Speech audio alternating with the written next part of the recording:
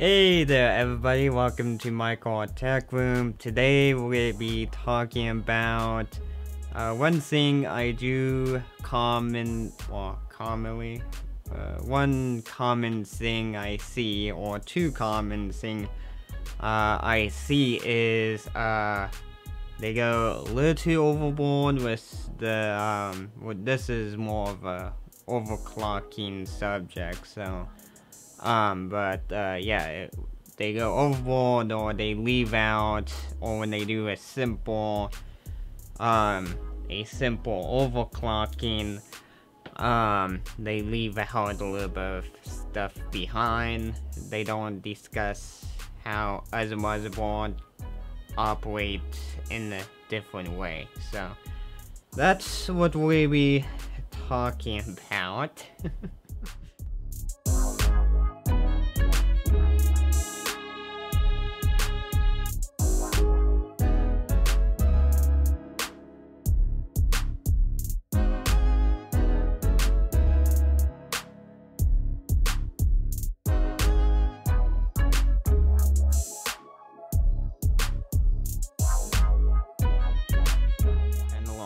So, but yeah, a lot of time, they, when they do the overclocking, tutorial, they have you reboot your PC, and as the PC reboot, you would be, you'd be getting into the BIOS, and most of the custom PC would be mostly using the delete key, mostly. So you wouldn't be using your pre-built PC. You wouldn't be using your pre-built PC to overclock, mostly. So, and you would go into your BIOS. You would, depending on the motherboard, you do have to apply there's two options. You can sync the core individually, or you can sync all core. And most of people do recommend sync all cores in the CPU ratio, menu. So you would apply the desired number, and you apply that. You save the setting in your BIOS. You would boot into Windows, and they would point out, go into your system property, and you should see your stock and your clock speed you apply. Well, not every motherboard don't do the same way. Some of these depend on the motherboard you have. Some of these motherboard, they do this target speed, or the target speed. Well, if it's if you got the processor full load, the processor will reach that speed ideally. So, and this is more of a simple overclocking. This is not extreme. This is more of a simple where you apply a simple overclock number in your CPU ratio in the BIOS. So, but they talk about, yeah, it should pop up in the system property. Well, quite honestly, I kind of learned that with this Asus motherboard that I have in my custom PC. It does not show, it doesn't show you apply clock speed. the only way I know if that clock speed has been applied for me, there's two software two software I use mostly, and the two software I use is CPZ. That's the most common software that everybody talks about. Then the Intel Extreme overclocking utility software you can get from Intel, which you can get directly from Intel. So ideally, you shouldn't have no virus, at least with Intel Extreme. I never have issue with the CPUZ as long as from the publisher, whoever within the software should be off of their website, and you should be fine. So, but those two software will let you know that you have applied. So like, I have CPZ running, which you may see, I don't know how, but most of you should see if you have a high resolution screen. Yeah, the CPZ, it's telling me I've applied a multiplier of 44. So that's why I applied. And even the Windows Task Manager, this is the only operating system where I'll tell you is Windows 8.1 and Windows 10. Those are the two operating systems. I believe, hopefully I'm right. I'd be stupid if I'm wrong. But I will put an overlay text if I'm wrong, but hopefully I'm correct. But with the Windows Task Manager, in Windows 8 and Windows 10, it does show you the clock speed. See if it's going to the desired clock speed you have applied. So, excuse that. So that's the only way. You know, there are some instances, you know, if your motherboard doesn't use the target speed, it will report to Windows, it should report to Windows correctly, but motherboard that does do the target speed, generally, they normally that only report their the stock speed mostly. So so that's another thing. And you know, and the overclocking range to in the voltage too. So there are some recommendation or voltage too. You can lock that. So I only apply like a 1.2 volt number, 1.2 I believe. If I'm wrong, if I don't remember this correctly, I will overlay a text just in case I'm wrong.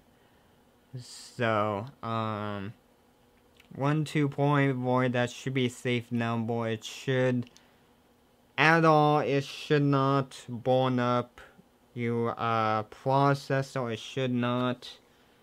Then the overclocking number depending on the processor. So if you have I'm looking at Haswell number. So your new processor stock number could be different. So these are like the fourth gen processor I'm using. So like this Intel 4690K, the sticker does say 3.5. I do have like I said, 4.4 multiplier, or 4.4 number applied. So that should be a safe number for this. Anything,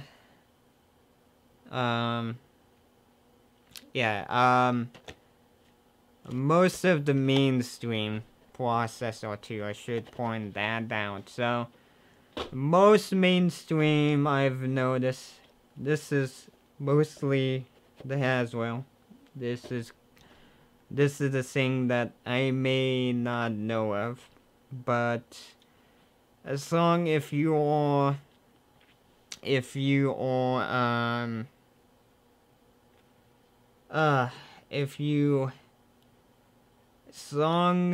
depending on the processor, you know, but obviously as long in the 3-point or the 4-point range, you should be fine.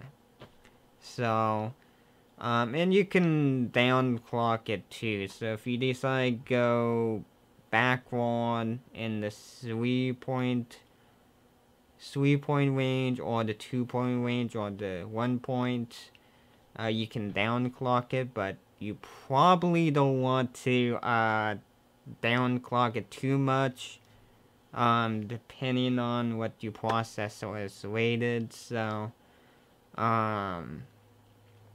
you know, depending if it's if the stock speed is at 3.5 or 3.6.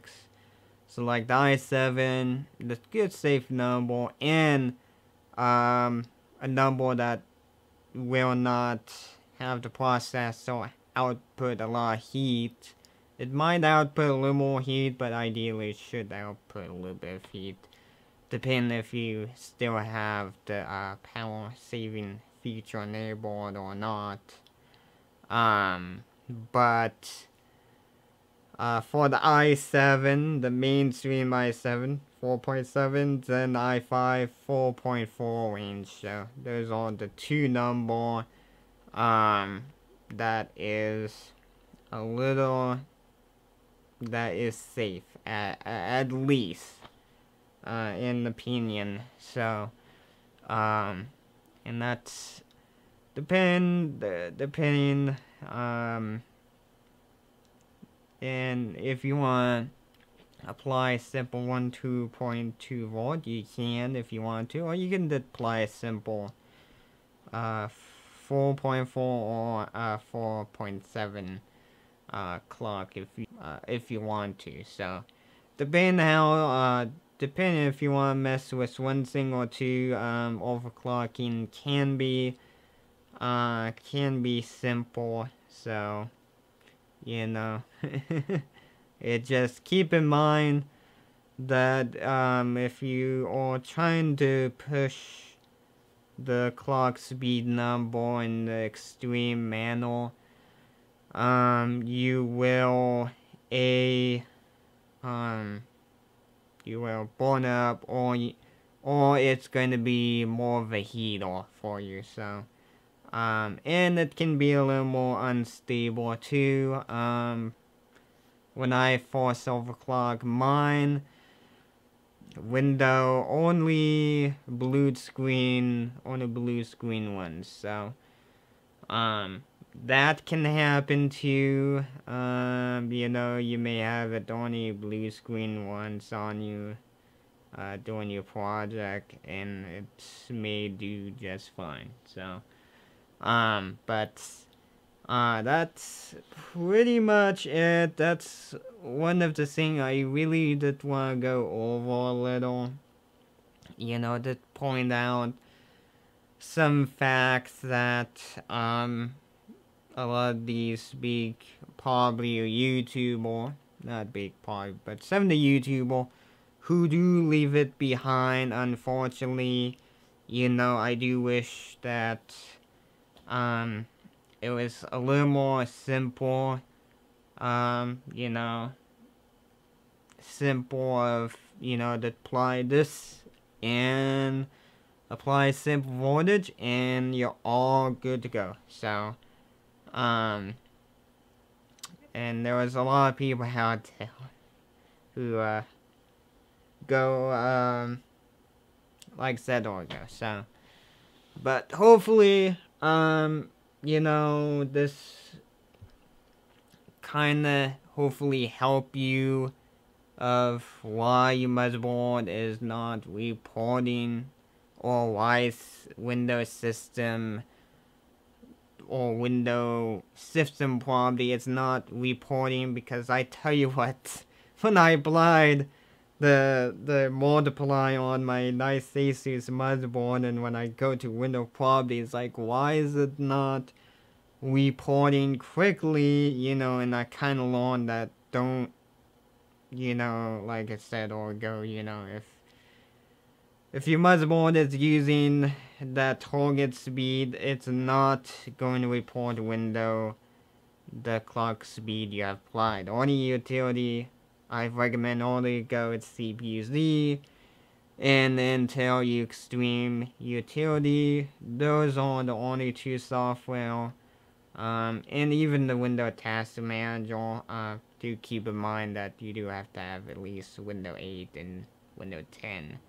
And hopefully that's in there, I believe. So, I probably will overlay a text overlay.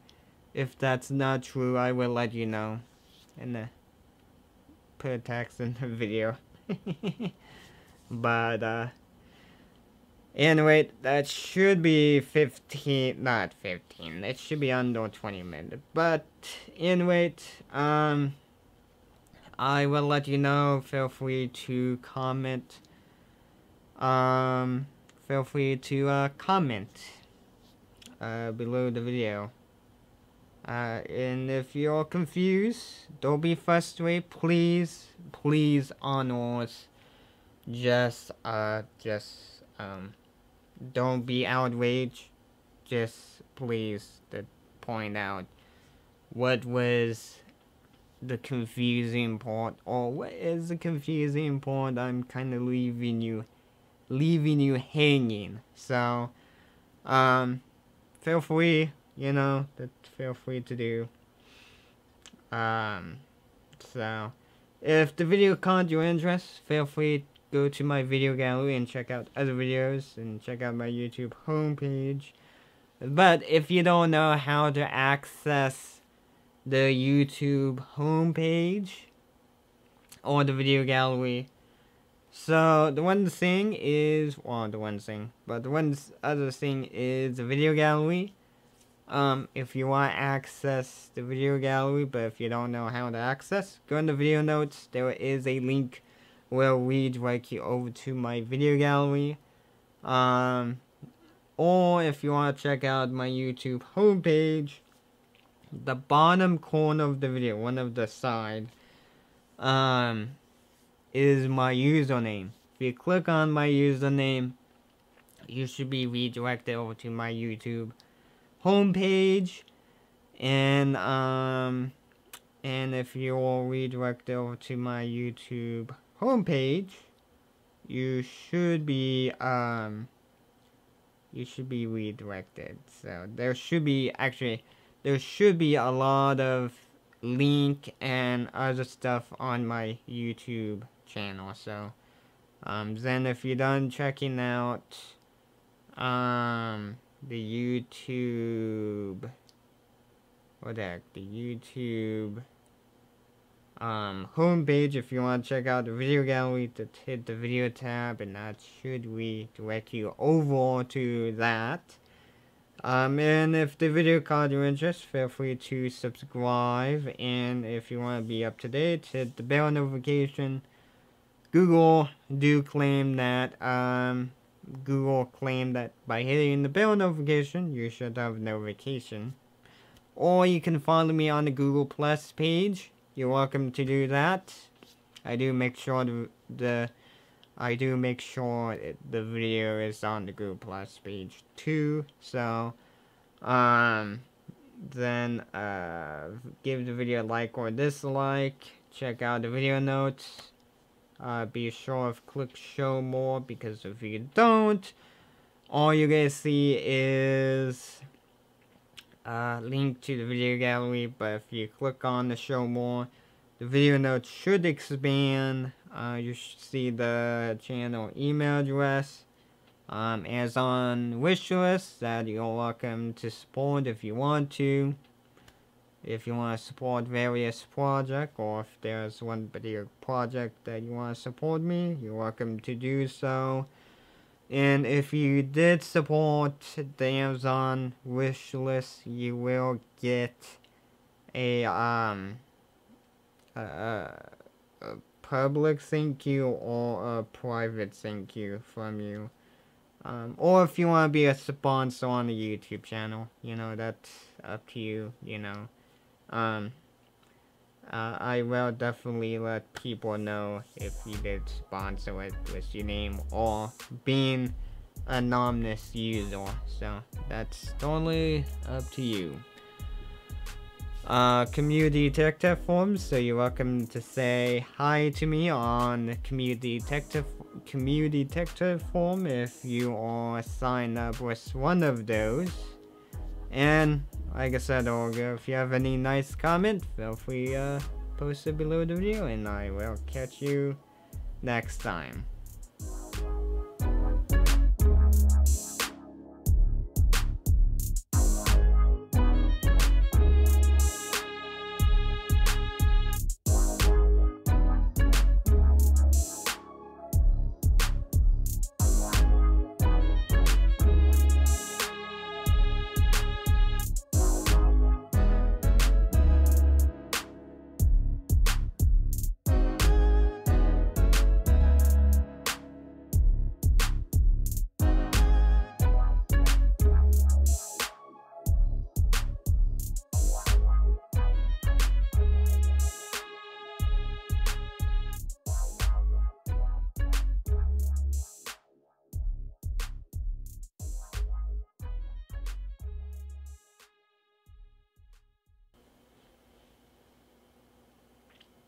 Why do I think I get burp when I start the camera?